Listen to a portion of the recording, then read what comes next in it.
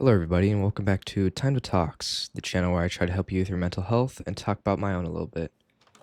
Before I start this video, the Discord is out now, so please go join. And if you'd like, please subscribe. That would really help me a lot.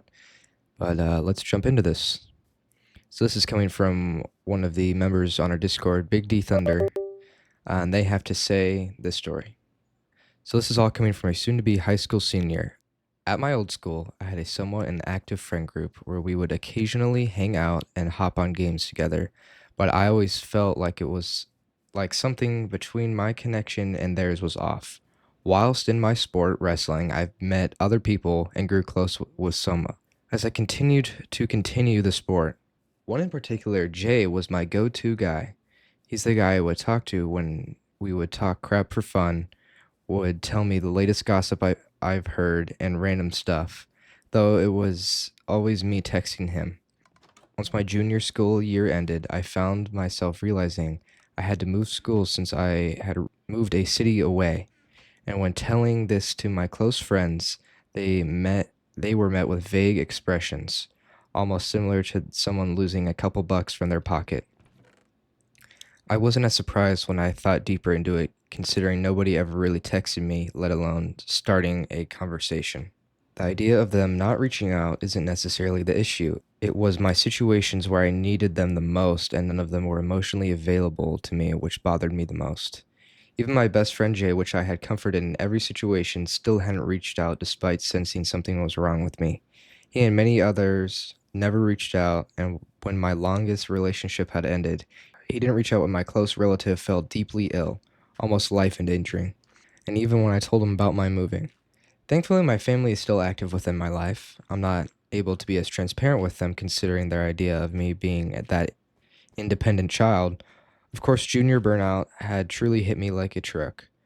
I never want to self-diagnose, but ever since those couple of weeks where I found out I was moving, I have been feeling depressed, realizing that even though I'm not going to be with my supposed friends for the last year of high school, I now realize I was always alone. My advice would be that being sad and depressed while moving is very normal.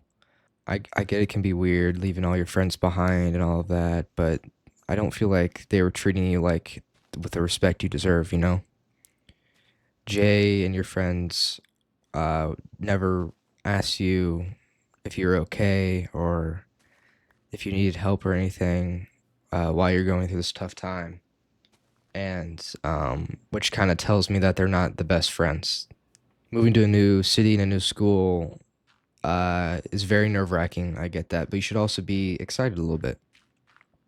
You know, you'll meet all these new people and hopefully make better friends. Hey, maybe new relationships. You just never know.